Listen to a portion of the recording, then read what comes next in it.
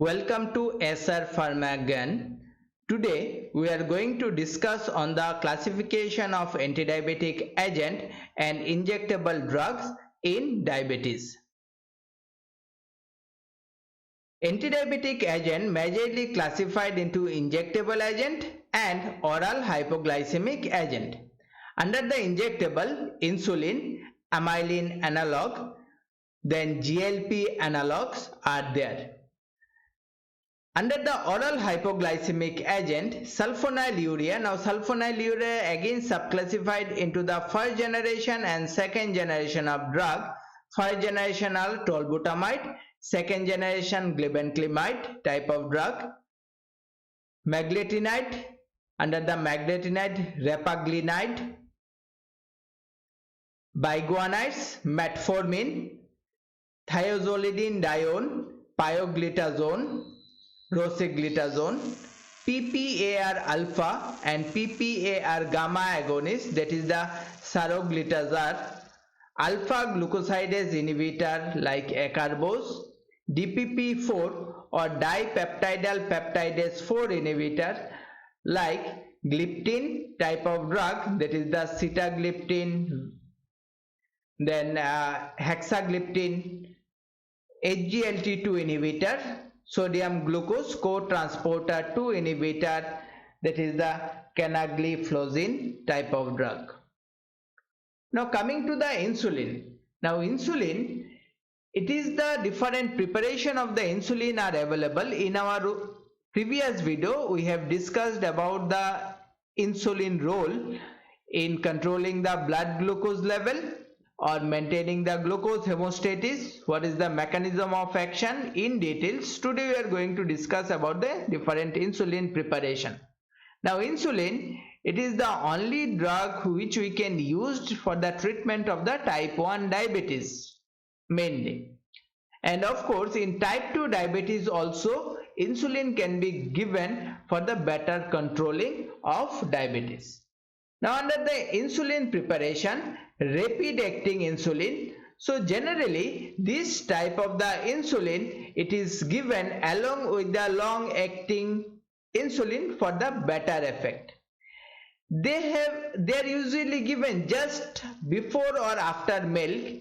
Example are insulin Lispro, Aspart, etc. Onset of action very fast 5 to 15 minutes, peak action 30 to 90 minutes and duration 3 to 5 hours. Short acting, these are usually given half an hour to 1 hour before meal. Examples are regular insulin, onset of action half an hour to 1 hour, peak action 1 to 3 hours, duration of action 4 to 8 hours. They can be given through the intramuscular or intravenous routes also. Though generally insulin preparation should be given through the subcutaneous route only, we cannot give them the oral route because then by the digestive enzyme it will be you can digest it and it will not reach to the circulation. But in the emergency cases, it can be given through the IV route also. Next is intermediate acting insulin.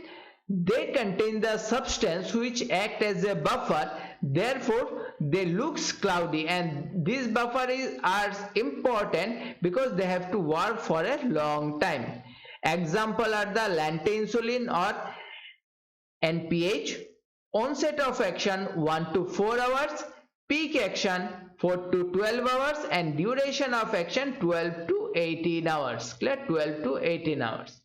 Now coming to the long acting insulin preparation, these can be a cloudy preparation or clear solution. So both the things it can be possible. Examples are the Ultralentre.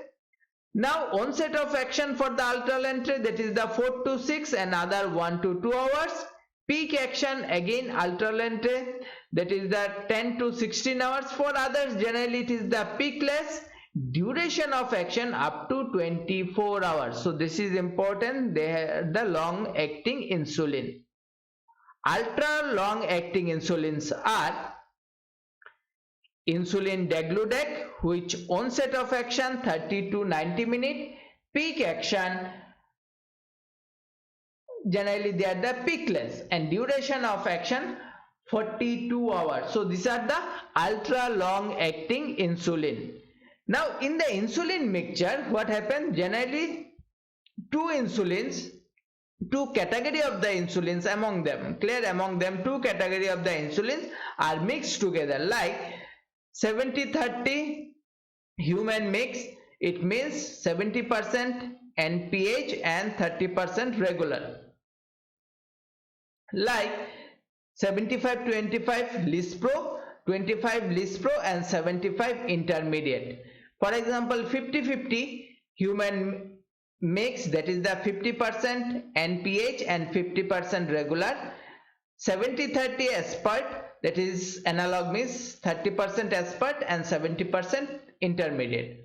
Onset of action generally vary 5 to 15 minutes if they contain the rapid acting, and other cases like human mix which contains the short acting and intermediate, so 30 to 60 minutes. Peak action dual, because depends upon the they are rapid acting, short acting, intermediate acting, long acting, etc. Duration of action 10 to 16 hours. So this is about the insulin preparation. Now if we are talking about the what are the different formulations we are giving for the insulin, so of course it is found into the liquid form, but we can use the insulin syringe, insulin pen regularly, and nowadays the insulin pump, clear, insulin to monitor the insulin level and to inject insulin pump are nowadays are also we are using.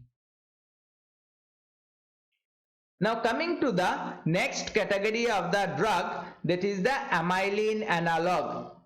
Amylin analog, pramlintide, this is the drug. Now amylin, it is a pancreatic hormone which is secreted by the amylin, secreted by the beta cell of the pancreas along with the insulin, and it play an important role to inhibit the glucagon secretion, clear, glucagon secretion, and through our other mechanism it is also playing an important role to maintain glucose homeostasis along with the insulin.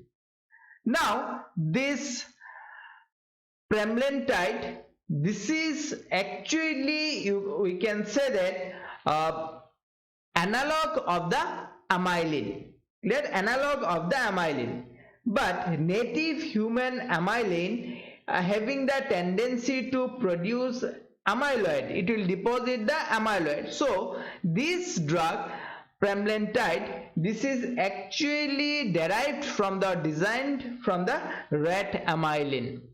Now pramlintide, it is how they are going to act, they are slowing the gastric emptying like that of the amylin, they are slowing down the gastric emptying. So if they slow down the gastric emptying, so that they will reduce the carbohydrate metabolism and carbohydrate absorption, as a result postprandial glucose concentration it will not rise rapidly.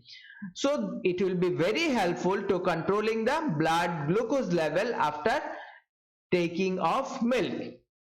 Next is they are useful to suppress the glucagon secretion. Now glucagon, it is secreting from the alpha cell, they are playing an important role increasing the blood glucose level. So they are helpful to suppress the glucagon secretion, and if they suppress the glucagon secretion, they will inhibit this drug, it will inhibit the glucose production and glucose release, production and release it will be inhibited, so that blood glucose level it will be reduced, increasing the satiety. Now due to this carbohydrate intake, clear, they will reduce the intake of the carbohydrate because they are acting centrally, and this is very helpful also to controlling the blood glucose level.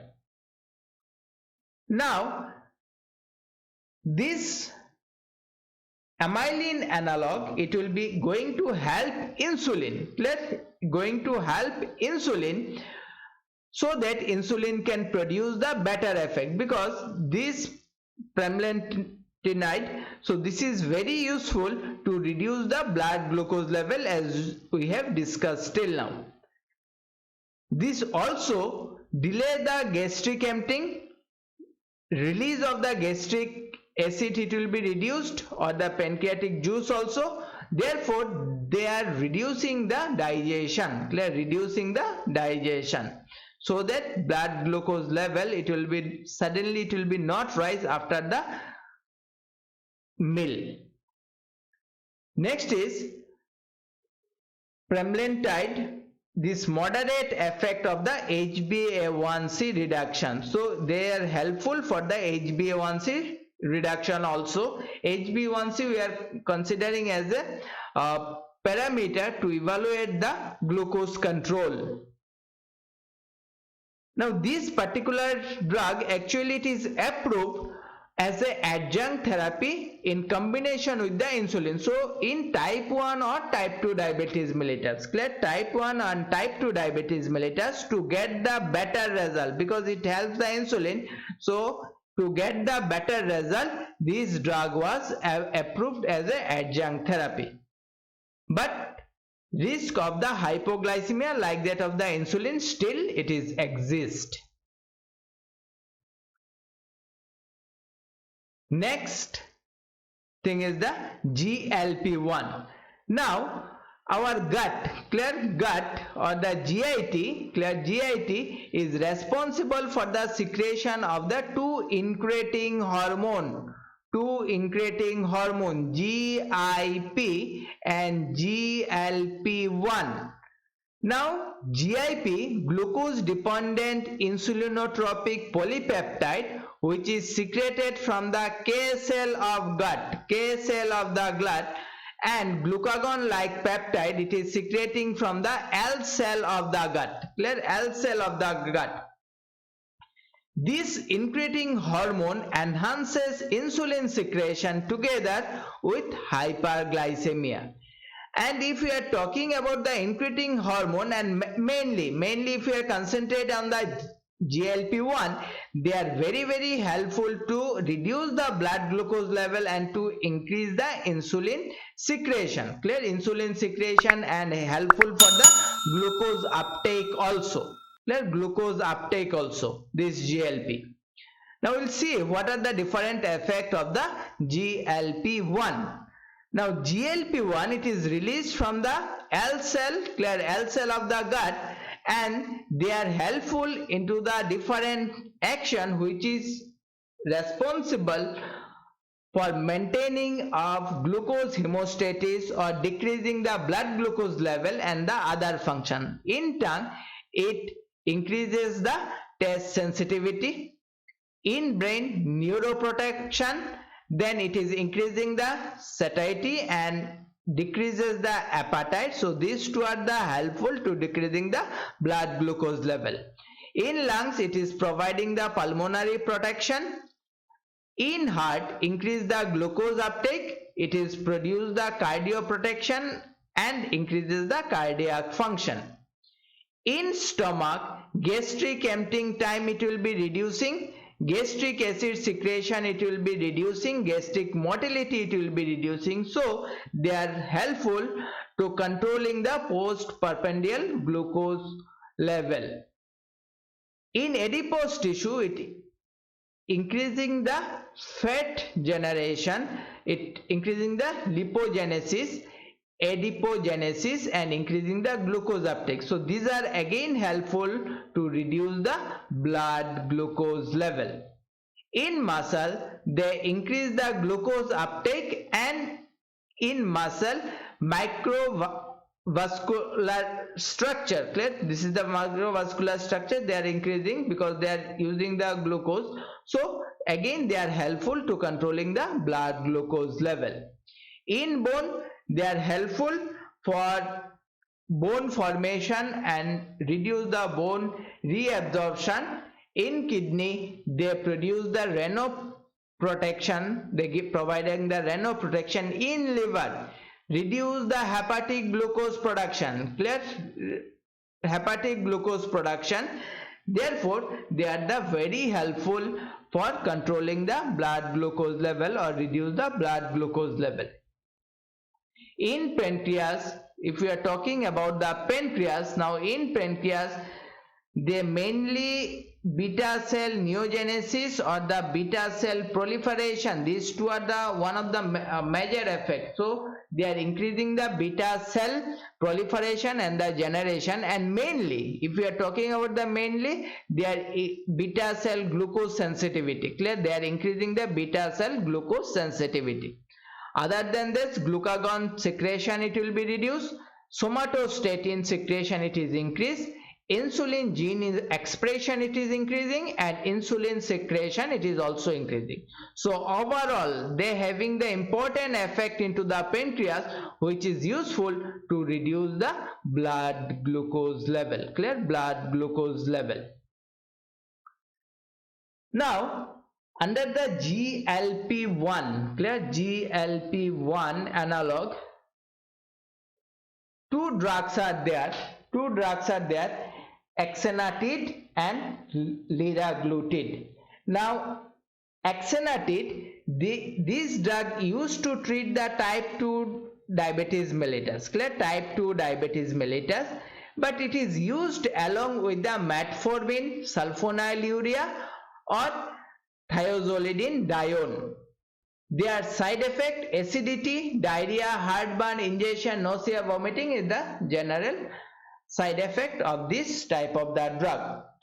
And liraglutide, this is used for the diabetes mellitus and mainly for the obesity. Clear? Mainly for the obesity these drugs are used. If we see about the incretin hormones, these incretin hormones, as we have discussed, they are stimulating the insulin release, they inhibiting the glucagon release, so overall they are lowering the blood glucose level. Clear? Blood glucose level. Generally this incretin, they are act on the glucagon like peptide GLP-1 receptor. Clear? GLP-1 receptor protein found on the beta cell of the pancreas and neurons of the brains. But this GLP-1 analogs are also used through this pathway, like that of the GLP-1. DPP-4, if we are talking about the DPP-4, this enzyme is responsible for the inactivation or the breakdown of the incretin, and therefore DPP-4 drugs are inhibitors or blockers. They are helpful to increase the level of the incretin hormone, though about these drugs we are going to discuss later on. So this is all about the different drugs, or we can say that injectable anti-diabetic agent used for the type 1 type 2 diabetes mellitus. So this is the attribution and references. You can go through these books for better understanding. So today's class we are going to end up with the comment of Jagadish Chandra Bose, a great scientist. If there has been any success in my life, that was built on the unshakable foundation of failure. So this is the thought of the day. Thank you. If you have any doubts, any suggestion, please write us. Thank you once again.